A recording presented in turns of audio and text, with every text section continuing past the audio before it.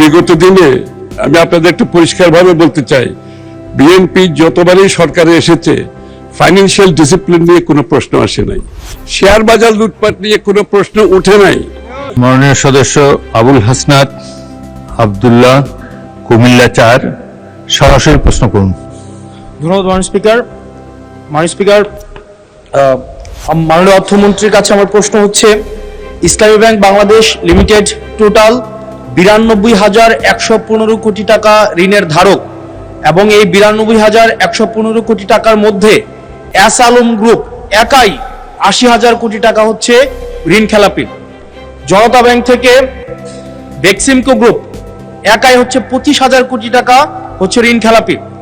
এই ঋণ পুনরুদ্ধারের ক্ষেত্রে মানে এস আলম গ্রুপ এবং বেক্সিমকো গ্রুপের ঋণ পুনরুদ্ধারের ক্ষেত্রে এই অর্থ বছরে আপনাদের বিশেষ কোনো পরিকল্পনা আছে কিনা, আর 2 নম্বর প্রশ্ন আছে কিনা, এবং এস আলম গ্রুপকে তাদের এই ঋণ না পরিশোধ না করে কিভাবে আবার নতুন করে পুনর্বহাল করার চেষ্টা করা হচ্ছে, এটা নিয়ে সরকারের সাথে এস আলম গ্রুপের কোনো সমঝোতা হয়েছে কিনা এই বিষয়টি জানতে চাচ্ছি। ধন্যবাদ।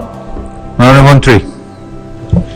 মাননীয় স্পিকার, বিএনপির রাজনীতি অর্থনৈতিক কার্যক্রমের মধ্যে কারোর সাথে কোনো সমঝোতা করার কোনো সুযোগ নেই, এবং বিগত দিনে আমি আপনাদের একটু পরিষ্কারভাবে বলতে চাই, বিএনপি যতবারই সরকারে এসেছে ফাইন্যান্সিয়াল ডিসিপ্লিন নিয়ে কোনো প্রশ্ন আসে নাই, macro strategy, macro economic stability নিয়ে কোনো প্রশ্ন উঠে নাই, শেয়ার বাজার লুটপাট নিয়ে কোনো প্রশ্ন উঠে নাই।